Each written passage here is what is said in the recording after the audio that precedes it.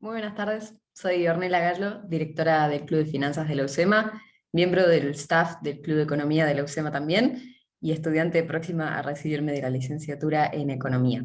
Con nosotros también se encuentra Ayele Chemovic, directora del Club de Economía de la UCEMA y también compañera mía próxima a recibirse de la licenciatura en Economía. Juntas y con el resto del staff de ambos clubes organizamos este evento y le damos a todos la bienvenida. Nos enorgullece enormemente a toda la comunidad de la UCEMA tener el honor de escuchar al doctor Domingo Cavallo. Su trayectoria es muy vasta y ya todos la conocemos. Alcanza con decir que ha sido el hombre más influyente de toda la política económica argentina en nuestro país por vastos periodos. Entre sus muchos cargos se ha desempeñado como ministro de Economía de la Nación, subsecretario del Desarrollo de Córdoba, director y vicepresidente de Banco Provincia de Córdoba, presidente del Banco Central de la República Argentina y diputado nacional. Y también diseñó la ley de convertibilidad del Austral, plan que logró detener la inflación en los 90. Pero bueno, como cada minuto vale oro, los dejo con el doctor Cavallo y muchas gracias, doctor, por su presencia hoy. Hay que prender el micrófono. Okay. Ahí está. Es un gusto estar con ustedes. A lo largo de este año he tenido varias reuniones con estudiantes de economía, de ciencias políticas, de varias universidades, y creo que bastante frecuentemente con gente de la UCEMA. En particular, hoy creo que tengo una reunión a las 8, bueno, a las 18, en libertad y desarrollo, creo que también es ahí en la sala de seminarios de UCEMA.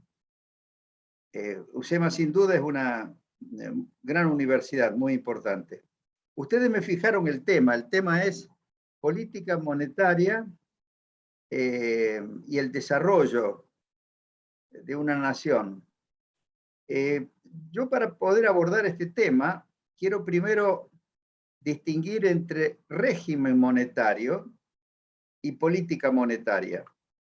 Lo que es relevante para relacionar con el desarrollo de un país es el régimen monetario, entendiendo por tal el conjunto de las reglas de juego que enmarcan el funcionamiento de la moneda y del crédito, es decir, de lo que podríamos denominar el sistema monetario y el sistema financiero.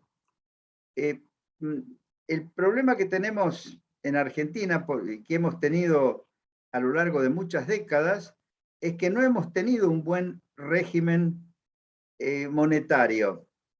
Y por lo tanto, si no tenemos un buen régimen monetario, tampoco se puede hacer política monetaria conducente al progreso del país.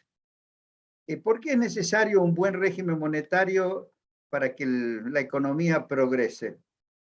Porque el régimen monetario debe proveer no solo un medio de pago para que se faciliten las transacciones, de todo tipo de transacciones, sino que también tiene que ofrecer la posibilidad de que la gente pueda ahorrar en esa moneda y que además de poder ahorrar en esa moneda, luego esos ahorros se puedan canalizar de manera eficiente hacia la inversión en el país y todo eso contribuya obviamente al proceso de crecimiento y sobre todo si va acompañado con buenas políticas sociales al desarrollo del país.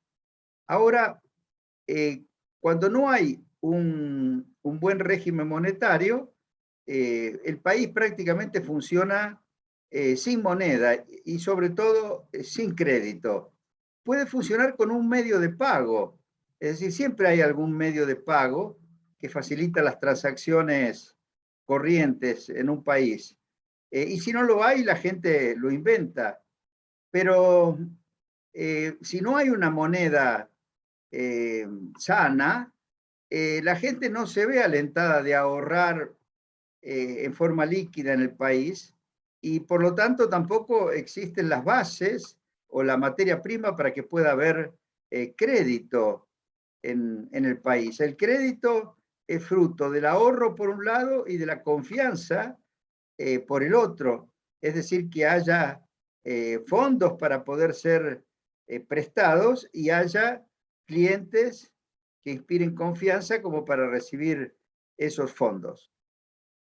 Pues bien, sin duda que un buen régimen monetario es imprescindible para que un país pueda crecer y desarrollarse. Después voy a hablar de cómo se puede llegar a un buen régimen monetario y que ciertamente hoy por hoy no tenemos en Argentina. Ahora, ¿qué es la política monetaria? En un país que tiene un buen régimen monetario y que ha conquistado estabilidad, por supuesto, hay, además de crecimiento económico, hay ciclos económicos. Hay periodos en los que la economía se está expandiendo, quizás más rápidamente de lo que sería deseable, y hay periodos en que la economía entra en recesión, y justamente la política monetaria sirve para atenuar esos ciclos económicos. Un cierto apretón monetario que se puede dar en la forma del aumento de las tasas de interés decidido por el Banco Central o una disminución del ritmo de crecimiento de la oferta monetaria, produce una atenuación de una economía sobrecalentada y en momentos de recesión, una baja de las tasas de interés y una expansión de los medios de pago decidida por el Banco Central, obviamente que puede ayudar a salir más rápidamente de esa recesión. Por eso, la política monetaria es una política estabilizadora del ciclo económico. Ahora bien, cuando no tenemos un buen régimen monetario y cuando un país no tiene estabilidad como tendencia de sus precios y de sus variables nominales, entonces lo que ocurre es que la política monetaria no existe. Y lo que hace un banco central con la moneda local es normalmente recolectar el impuesto inflacionario. Es decir, que es más bien una política fiscal, es una mala política fiscal, porque obviamente el impuesto inflacionario es el peor de todos los impuestos que uno pueda imaginar. Además de ser un impuesto no legislado, lo cual le quita, digamos, sustento legal, pero lo mismo permite al gobierno contar con recursos para financiar sus déficits y a veces también al sector privado, al que se le crea artificialmente crédito mediante la emisión monetaria y por un tiempo también recoge parte del impuesto inflacionario. Ahora, eso no es política monetaria, es, vuelvo a reiterar, una especie de capítulo de la política fiscal que significa aplicar el más negativo de todos los impuestos que uno puede imaginar. Justamente para salir de esa situación es que hay que pensar en diseñar un régimen monetario e implementarlo. Pero por supuesto, eso se puede hacer si previamente se ha trabajado con eficacia en el frente fiscal propiamente dicho para reducir o eliminar el déficit fiscal, hacer que el nivel de gasto público sea un nivel financiable sin necesidad de recurrir al impuesto inflacionario y que además los precios relativos de la economía estén en equilibrio, que no haya atrasos de algunos precios claves de la economía, sobre todo de aquellos precios que cuando están atrasados obligan al gobierno a pagar subsidios y a través de esos subsidios contribuye a mantener alto o incluso aumentar aún más el déficit fiscal. Uno en un ahora voy a referirme a los instrumentos de una política monetaria en una economía estable. Sin duda, los instrumentos de la política monetaria son la tasa de interés que se refleja en el mercado de bonos de corto plazo, de letras de tesorería, básicamente, no la tasa de interés a la que el Banco Central le presta al gobierno, porque en una economía bien organizada el Banco Central no le puede prestar al gobierno, pero sí puede participar en lo que se denominan operaciones de mercado abierto, que se hacen con bonos o letras que ya han sido emitidos previamente y colocados en el mercado por el Tesoro.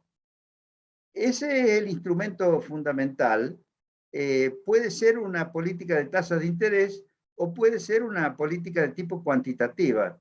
Por ejemplo, en los Estados Unidos, desde el 2008 en adelante, y para salir sobre todo de la recesión, cuando se agotó la reducción de la tasa de interés, porque prácticamente había llegado a cero, se hizo lo que se llama quantitative easing, que es una forma de comprar desde el Banco Central bonos, no necesariamente de corto plazo, sino de largo plazo, es decir, influyendo sobre la tasa de interés de mediano y largo plazo.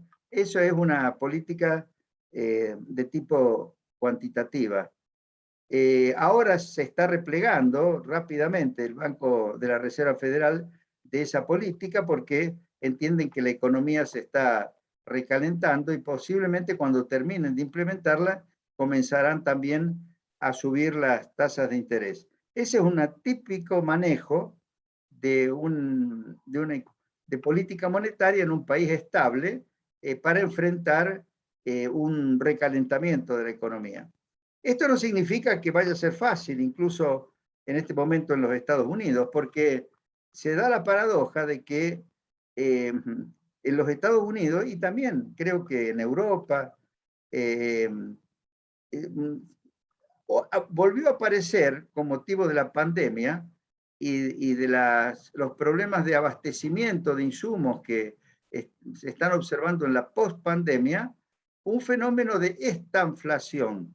Es decir, hay un recalentamiento por el lado de la demanda y una tendencia al aumento de la inflación, pero al mismo tiempo hay problemas de oferta que hacen que la producción de bienes y servicios y la disponibilidad de bienes y servicios no esté creciendo o crezca demasiado lentamente y eventualmente hasta puede decrecer.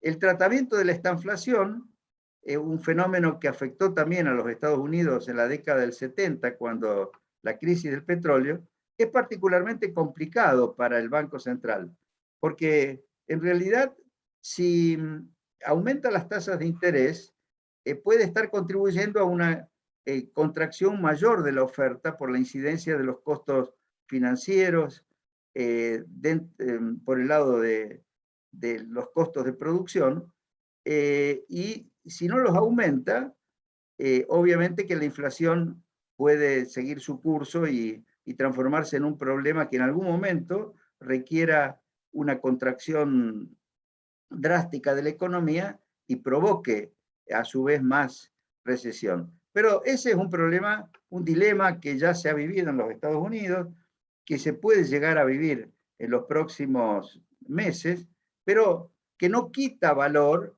a la herramienta de la política monetaria. Ahora, pensemos en términos de nuestro país. Como dije antes, prácticamente no hay posibilidad de hacer política monetaria que atenúe el ciclo económico en la Argentina. En realidad, la política que hace el Banco Central, forzosamente, porque tiene que financiar a través del impuesto inflacionario un déficit que no tiende a bajar, sino que más bien es estable o tiende a subir o tendió a subir. Todavía no se sabe bien qué va a pasar en los próximos trimestres, pero en ese contexto, el Banco Central, por ejemplo, si tiene que emitir una cierta cantidad de dinero para recaudar el impuesto inflacionario. Ahora, ¿cómo se recauda el impuesto inflacionario? Bueno, depende de cuánto dinero demanda la gente y, por ejemplo, un fenómeno que es típico de las hiperinflaciones es que, aún sin aumentar el déficit fiscal, porque va aumentando o porque vino aumentando la inflación, la gente demanda cada vez menos dinero, es decir, aumenta la velocidad de circulación eh, del dinero y la base del impuesto inflacionario se va reduciendo y por lo tanto cada vez se necesita una tasa de inflación más alta para generar la misma recaudación. Y esa es la explicación en general de los procesos hiperinflacionarios. Pero aún sin estar en un proceso hiperinflacionario, en una situación como la de la Argentina, pasa algo parecido. El, en la medida en que no aumenta la demanda de dinero de base por parte de la gente o la demanda monetaria por parte de la gente, el gobierno busca arbitrios para tratar de mantener a la gente, si se quiere, aprisionada y que utilice la moneda local. La mejor forma de visualizar que trata de mantener a la gente operando en moneda local para poder cobrar más impuesto inflacionario con una tasa de inflación no tan elevada es el cepo cambiario, que dificulta que la gente pueda transformar su dinero local en una moneda extranjera, en dólares, por ejemplo. Pero a medida que el cepo cambiario se mantiene mucho tiempo y que la brecha entre el dólar libre y el dólar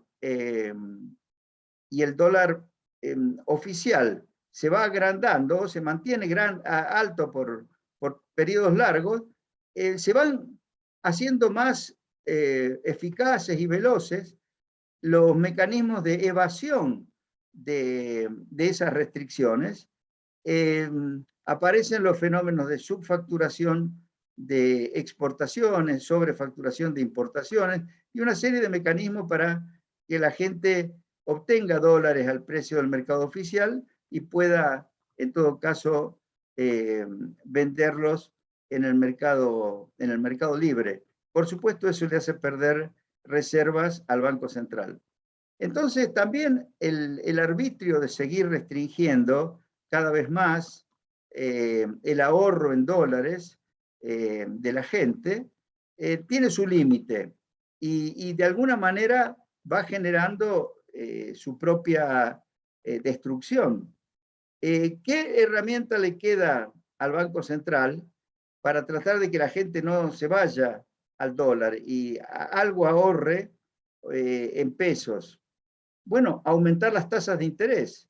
Pero aquí se da la paradoja que para poder controlar la cantidad de dinero a un ritmo no exagerado, digamos así, en periodos anteriores, ha tenido que emitir mucha deuda el propio Banco Central. Y si aumenta la tasa de interés, el ritmo de crecimiento de esa deuda colocada por el Banco Central aumenta la misma tasa de interés y por lo tanto eso demuestra que la herramienta, incluso monetaria, como forma de recaudar el impuesto inflacionario, es una herramienta que va perdiendo eficacia y que se transforma en una herramienta con mayores costos económicos en términos de inflación y también mayores costos sociales a lo largo del tiempo. Por lo tanto, es inexorable que en una situación como la que se está viviendo en Argentina, se deba empezar a pensar en cambiar el régimen monetario. Ahora, ¿puede un gobierno en cualquier situación cambiar el régimen monetario? Yo diría que este gobierno lamentablemente no lo puede cambiar al régimen monetario porque definir nuevas reglas de juego para la moneda y el crédito que produzcan los efectos deseados requiere inspirar confianza, ser creíbles cuando se hagan los anuncios. Y lo que este gobierno ha perdido, y yo no creo que lo pueda recuperar a lo largo de los 2 próximos años, es la credibilidad y la capacidad de inspirar confianza. Por lo tanto, aun cuando hicieran los anuncios de un cambio en el régimen monetario, hay alguna gente que dice, bueno, que este gobierno tendría que dolarizar de inmediato, o este gobierno tendría que anunciar un plan de convertibilidad y eso le permitiría reducir o eliminar la tasa de inflación. Eso no es posible. Un gobierno que haga anuncios de cambio del régimen monetario de esas características, si no es creíble, va a producir un efecto boomerang, es decir, la gente va a pensar que cualquier cosa que se haga va a durar muy poco y va a tratar de aprovechar esa ventana de oportunidad para, sobre todo, sacar los capitales del país. Por eso, lo único que le queda a este gobierno es tratar de administrar de la manera menos costosa posible el actual sistema monetario y crediticio, tratando de que no se agraven las consecuencias de ese sistema.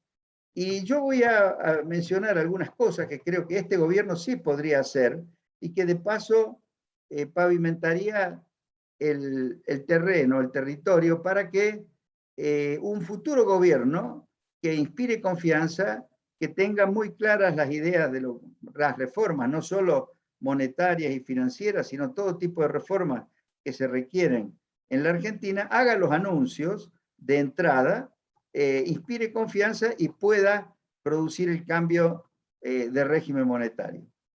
¿Qué es lo que puede hacer este gobierno? En mi opinión, lo que puede hacer y debería hacer, y me parece que está comenzando a hacerlo, ya voy a explicar por qué, es dejar que funcione un mercado financiero y turístico enteramente libre, en el que no intervenga el Banco Central, y que haga que en la economía funcione el mercado oficial controlado, pero solo para las transacciones comerciales, exportaciones e importaciones de bienes que se pueden controlar bien en su movimiento a través de la frontera, y dejar que todo otro tipo de transacciones, incluidos servicios, ya voy a explicar qué importancia tiene esto, y las transacciones financieras, y por supuesto las que relacionadas con el turismo, se hagan en un mercado enteramente libre. Ese mercado enteramente libre tendría que hacerse lisa y llanamente permitiendo que la gente compre y venda dólares. Por supuesto que el mercado que funciona hoy, contado con liquidación o dólar bolsa, en principio también es un mercado financiero y turístico libre, pero implica para los que participan un costo de transacción que no tiene sentido que se incurra.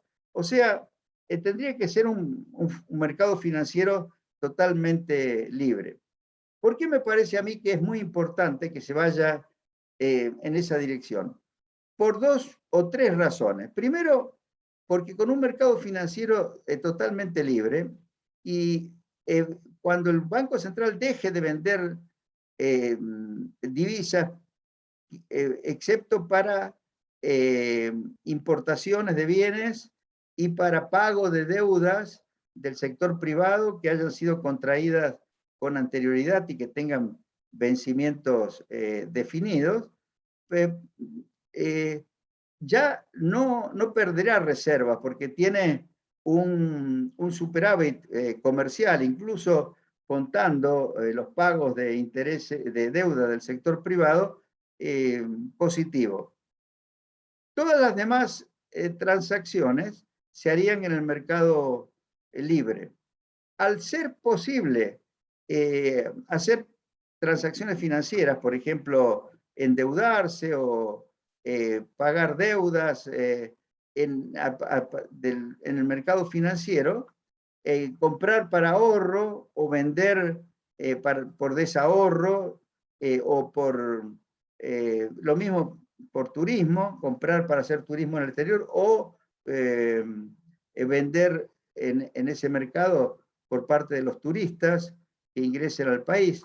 Todo ese tipo de transacciones se harían más fluidas y habría, en términos netos, en mi opinión, más ingresos que egresos de divisas, sobre todo si se permite que las exportaciones de servicios se puedan también liquidar en esos mercados. Imagínense la cantidad de jóvenes a los que podrían conseguir trabajar a través de la computadora en el exterior y recibir honorarios por ese trabajo sin tener que trasladarse al exterior.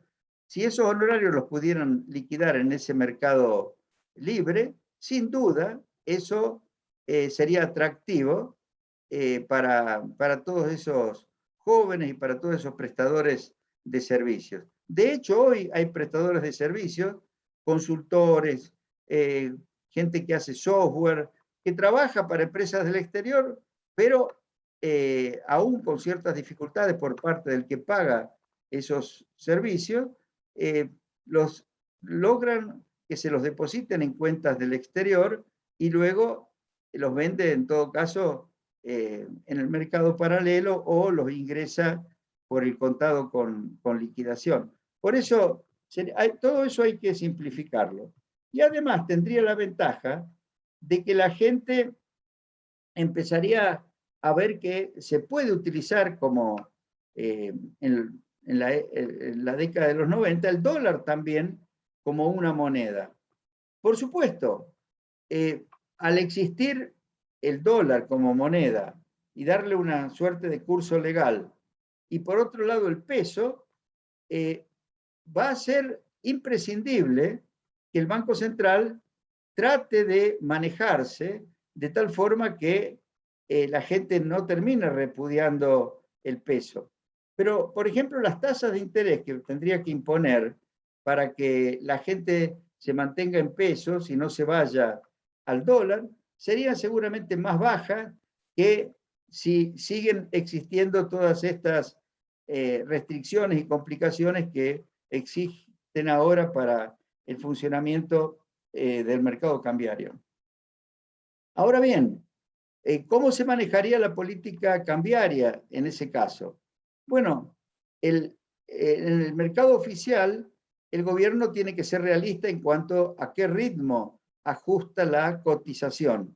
No tiene que reiterar el proceso que se dio en los últimos 8 o 9 meses de que el ritmo de ajuste del tipo de cambio es muy inferior a la inflación, porque obviamente que eso va a terminar desalentando exportaciones, alentando exageradamente importaciones.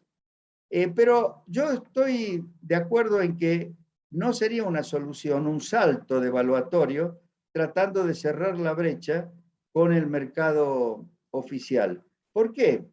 Porque obviamente que el salto devaluatorio agregaría mucho a la inflación, pero además no resolvería el problema del déficit fiscal.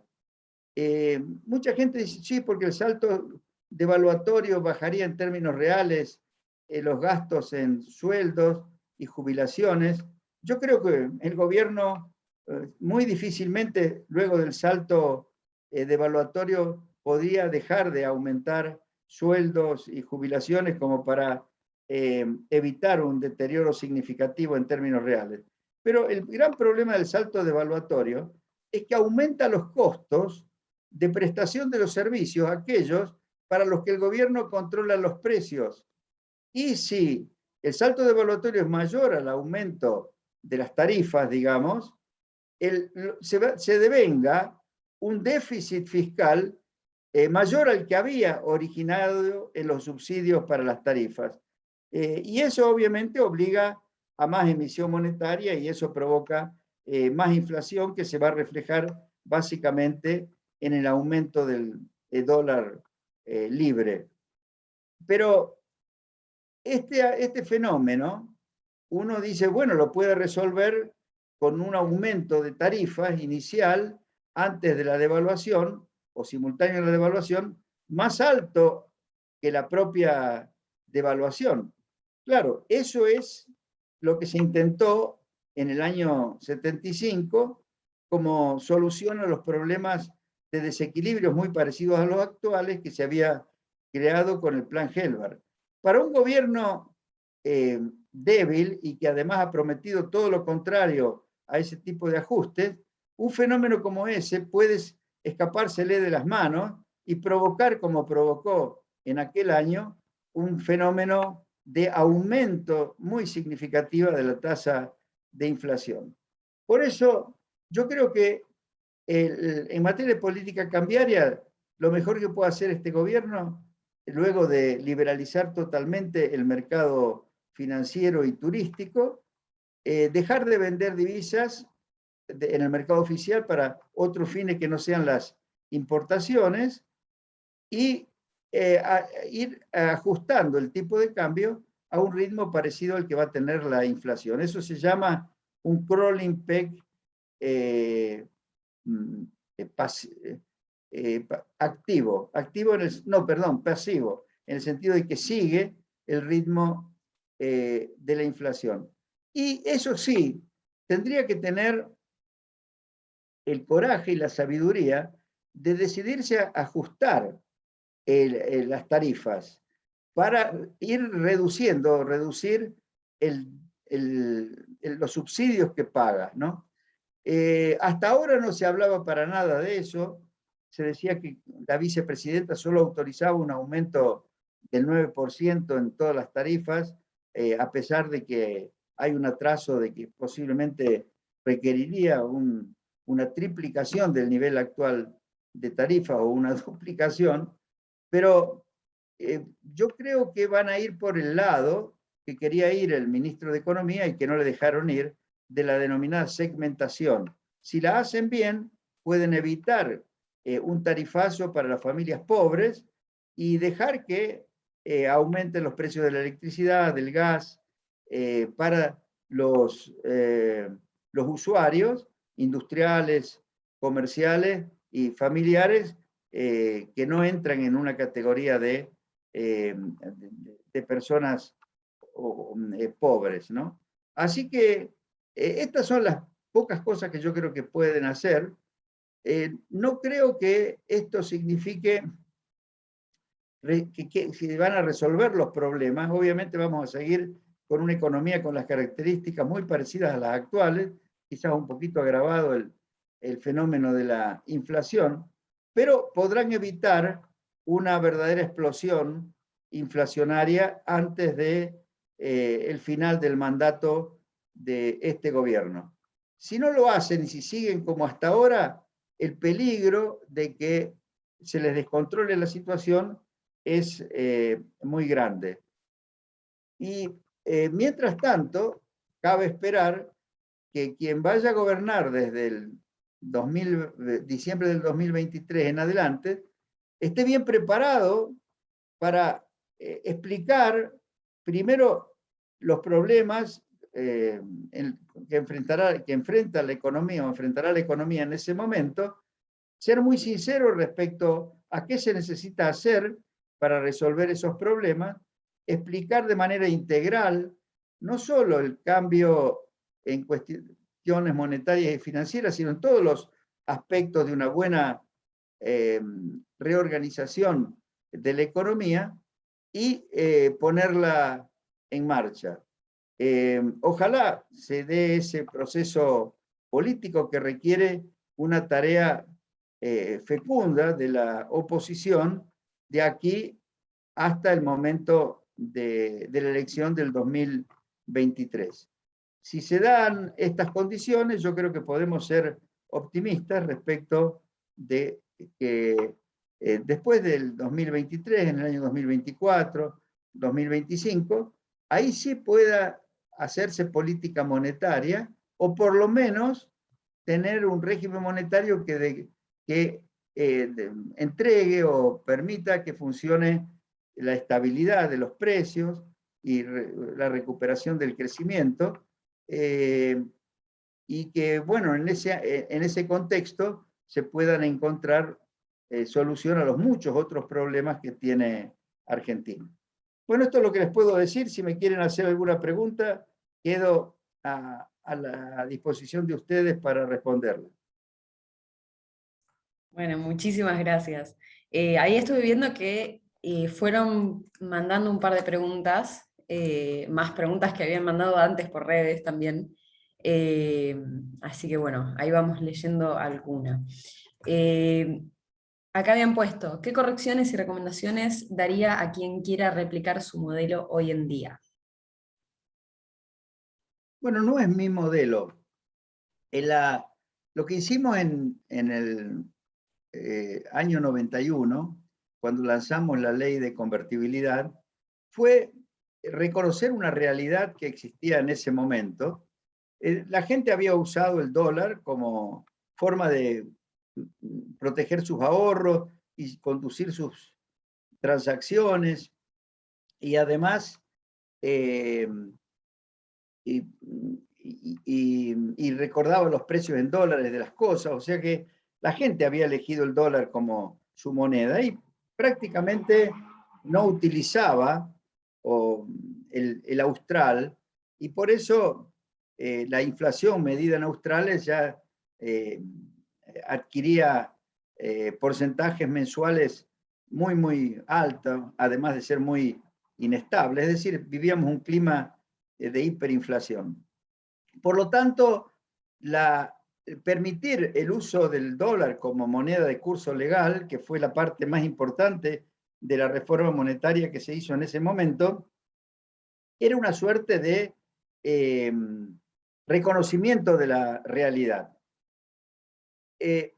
Pero no, yo, siguiendo una idea de Horacio Liendo, que había estudiado muy bien el caso de la caja de conversión puesta en marcha o decidida por Pellegrini, que después se terminó de poner en marcha en el gobierno de Roca, en la segunda presidencia de Roca, eh, a mí me pareció muy bien crear una nueva moneda en Argentina, una moneda que eventualmente pudiera ser creíble, pero que obviamente al principio la única forma de que la gente la utilizara era sujetarla al patrón dólar, ¿no? Así nacieron todas las monedas que hoy funcionan como monedas fiduciarias en el mundo. Esto era compatible con la dolarización. En realidad el peso funcionaba como un proxy para el dólar, y bueno, la gente podría utilizarlo o no, pero tenía la alternativa de utilizar el dólar. Esto fue lo que permitió que desapareciera rápidamente la inflación. ¿Se podrá hacer esto, digamos, en el 2020, a fines del 2023, principios del 2024, para eliminar de cuajo la inflación? Bueno, yo les debo decir que no sé. Eh, Algunos dicen que para entonces, y dado el desprestigio que ya han tenido las monedas locales, no habrá otra alternativa que ir a una dolarización completa. Algo que es parecido a lo que se hizo entonces. A mí me parece que no hay que dejar de lado la posibilidad de que Argentina algún día pueda tener una moneda fiduciaria. Por lo tanto, yo también trataría de tener algo así como una caja de conversión, o inspirado en el sistema monetario de Perú, tratar de que la moneda argentina empiece a estabilizarse, eh, sobre todo si se logra al mismo tiempo una reducción o eliminación total del déficit fiscal. Pero incluso para que esto sea posible, previamente habrá que ver, por supuesto, perdón, ir a un régimen monetario así requiere una unificación y liberalización total del mercado cambiario, como la que hizo el gobierno de Macri apenas asumió. Es decir, ir a un mercado cambiario único y libre, sin restricciones para la entrada y salida. Pero eso yo no sé si va a ser posible, de inmediato. Incluso yo creo que en el caso del gobierno de Macri, no fue bueno que hicieran esa unificación de inmediato, porque había atrasos tarifarios que provocaban, obligaban a subsidios y que era una de las causas importantes del déficit fiscal. Hubiera sido más lógico, primero, a través de un sinceramiento del sistema de precios y de ajustes de tarifas, sin agregar puntos a la inflación por una devaluación del dólar comercial, haber corregido el atraso tarifario y haber reducido en 2 o 3% del PBI el déficit fiscal, para después, y una vez que se terminaran de pagar las ventas de dólar a futuro que había hecho el gobierno anterior, sin incurrir en pérdidas, porque por haber evitado una devaluación del mercado comercial, se lograra la unificación con un pequeño salto devaluatorio, o a lo mejor sin salto devaluatorio, porque si el gobierno inspiraba confianza, podrían haber entrado muchos dólares por el mercado libre y se podría haber cerrado la brecha. Yo creo que es muy probable que en el 2024 haya que, sobre todo si previamente no se ha producido un realineamiento de los precios relativos y una eliminación casi completa de los déficits, de los subsidios para eliminar o contribuir a la eliminación del déficit, es probable que haya que tener una transición como esa que mencioné.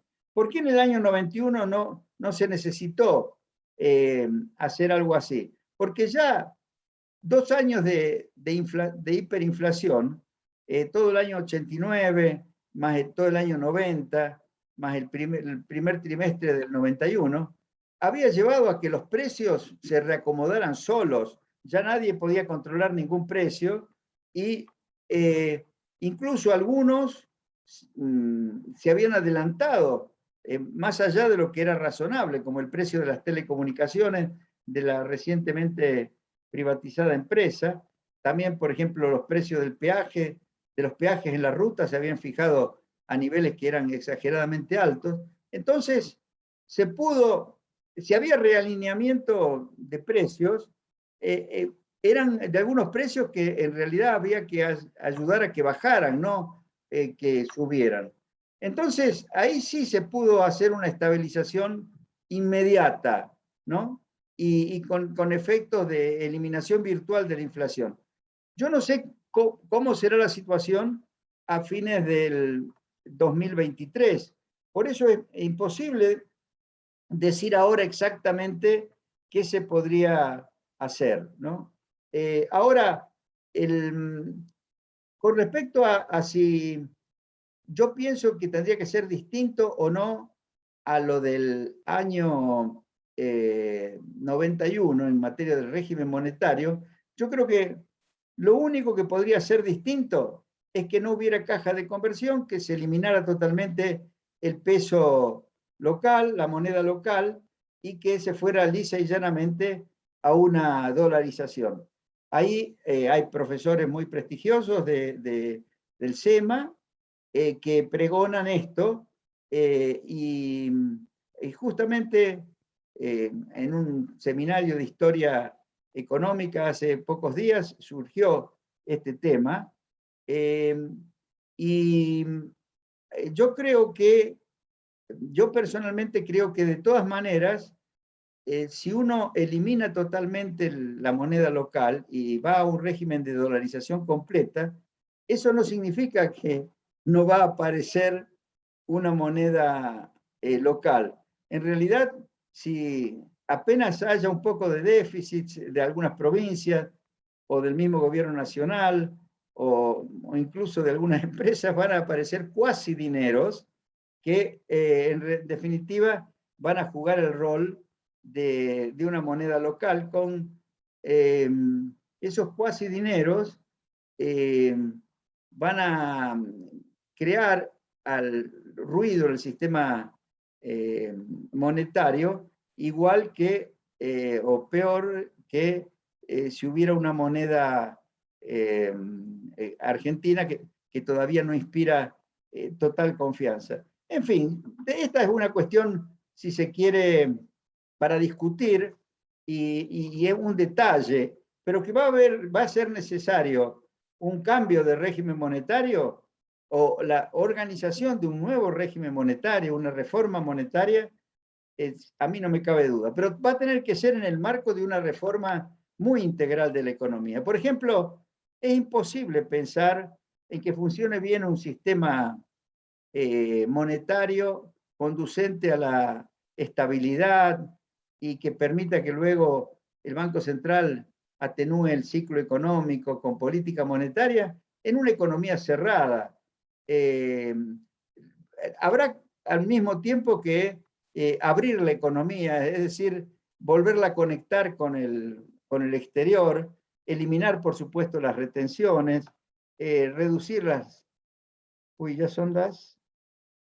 Estoy viendo la hora porque me comprometí eh, a otra conferencia, no sé bien a qué hora, creo que a las 18, así que todavía tengo unos minutos. Bueno, pero adelante con otras preguntas. Perdón que miro bien la hora, 5:17, ok. Sí, sí, no hay problema. Hacemos un par de preguntitas más y ya te liberamos. Bueno, otra pregunta que habíamos visto por acá era, ¿qué estrategia deberíamos implementar hoy frente a la deuda con el FMI? Yo creo que con mínimas decisiones que hacen a sugerir que se va a disminuir el déficit fiscal, como por ejemplo un ajuste de tarifas que permita estimar una reducción de los subsidios y, y, y las modificaciones que mencioné en materia cambiaria, sin mucho más, pienso que se puede lograr un acuerdo con el Fondo Monetario Internacional. Eh, eh, yo creo que incluso si no se llegara a un acuerdo de tipo facilidades extendidas, se puede negociar o puede este gobierno negociar una espera y que no ponga a Argentina en una situación de arrears o de atrasos con el Fondo Monetario Internacional, que a su vez nos bloquearía todo tipo de acceso al crédito de otros organismos internacionales.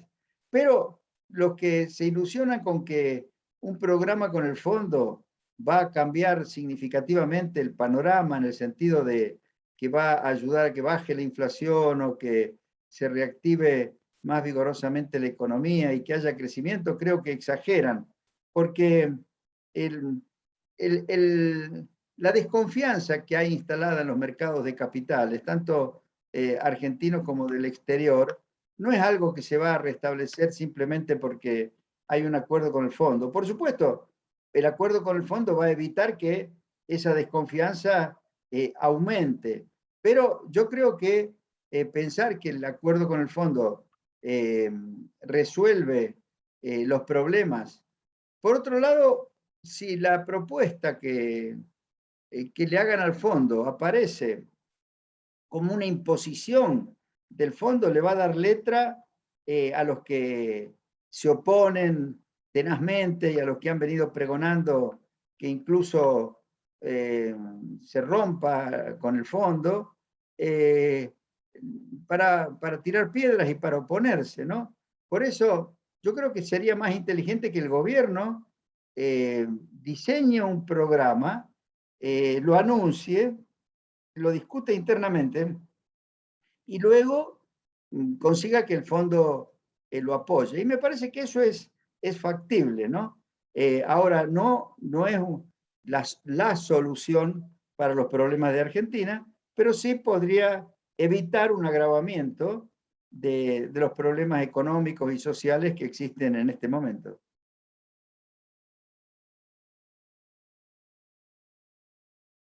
Bueno, muchísimas gracias. Ayelet, si querés hacer otra preguntita más. Sí, una pregunta más y ya lo liberamos. Así, hay un montón de preguntas, pero con el tiempo no vamos a llegar a contestar todas. Acá alguien dice, si usted fuera ministro de Economía ahora, ¿cuáles serían las 3 medidas más importantes que tomaría y por qué?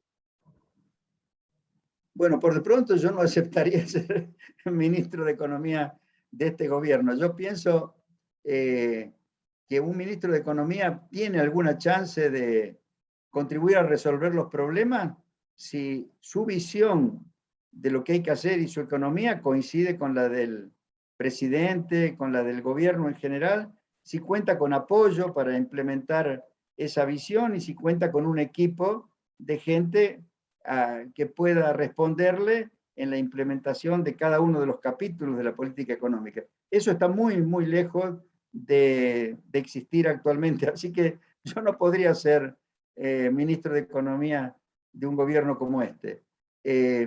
Fui ministro de Economía del gobierno de la Rúa, y de la Rúa en realidad me daba a mí todo el apoyo y me permitió nombrar los funcionarios que yo creía que podían sacar al país adelante en ese momento, en una crisis muy severa, pero justamente el Partido Radical que estaba en el gobierno, que debería apoyarlo, estaba totalmente dividido y además había mucha gente que tenía una visión diferente a la de la Rúa y diferente a la que yo sentía que había que implementar. Entonces, cuando no hay apoyo político, no solo, por ejemplo, en este momento, ¿quién podría dar el apoyo político a un ministro de Economía? Alberto Fernández. Todo el mundo sabe que él no es la única visión ni el único poder que hay. Hay una visión completamente distinta. Bueno, Alberto Fernández tenía, en mi opinión, una visión relativamente correcta cuando no era candidato todavía, y uno lo puede ver mirando los videos de los pronunciamientos de él con críticas a lo que estaba haciendo Cristina Fernández en ese momento como presidenta, ¿no? Pero obviamente que ahora no se sabe cuál es la visión de él, pero sí se sabe cuál es la visión de la vicepresidenta y de la gente que está alrededor de la vicepresidenta.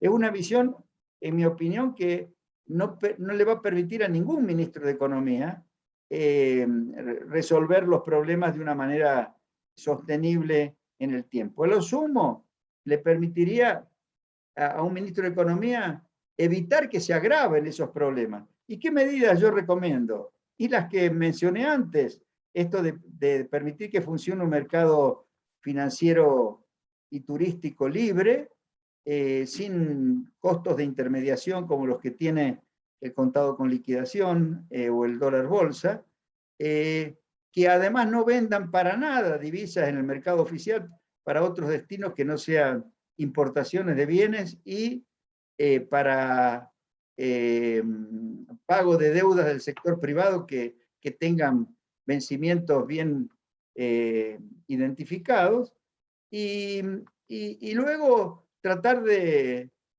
ajustar las tarifas que están muy atrasadas y que dan lugar a subsidios con un sistema de segmentación que atenúe el impacto negativo sobre la gente de menores ingresos.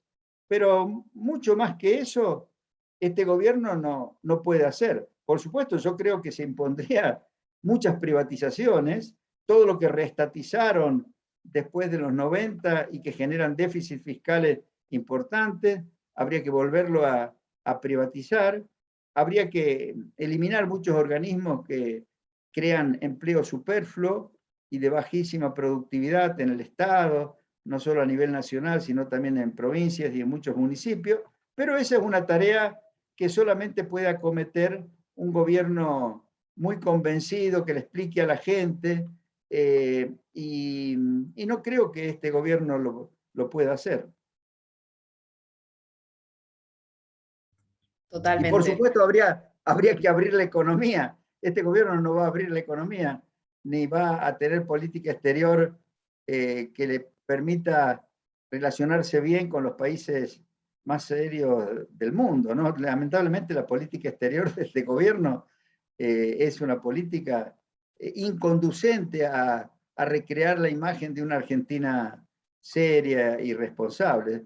nos dedicamos a apoyar a los dictadores y a los violadores de derechos humanos de nuestra región, ¿no? Totalmente. Bueno, vemos que hay una infinidad de preguntas, nosotros también ya las tenemos preparadas, pero dadas las restricciones de tiempo, lamentablemente no vamos a poder hacer todas porque podríamos estar todo el día. Pero muchísimas gracias, doctor, por venir, muchísimas gracias a toda la gente que vino, por sumarse, por conectarse, por prestar atención, por hacer tantas preguntas. Y bueno, es un honor por parte nuestra, por parte del club, por parte de toda la comunidad de UCEMA. Incluso con los miembros del staff hablábamos de cómo nosotros, la mayoría somos gente similar, 20 años, y teniendo 1 o 2 años ya lo veíamos en la tele, y hoy poder escucharlo es realmente un honor enorme. Así que muchísimas gracias. Bueno, gracias a ustedes por invitarme, es un placer, ¿eh? Y si tienen ganas de seguir escuchándome, creo que a las 18 comienza una reunión de la Fundación Libertad y Progreso, donde vamos a hablar de la situación actual y de lo que se puede esperar para el futuro con Fanelli, que es otro economista. Y yo creo que va a ser un diálogo interesante. Bueno, ahora tengo que relajarme un ratito, porque voy a usar la próxima media hora para estar de nuevo preparado para el nuevo Zoom. Me parece perfecto. Muchísimas Muy bien. gracias, muchísimas a todos, y muchos éxitos con el resto. Bueno, muchas gracias a ustedes. Nos vemos. Hasta luego. Hasta luego, Domingo, muchas gracias. Un gusto para haber estado con ustedes. Adiós. Igualmente.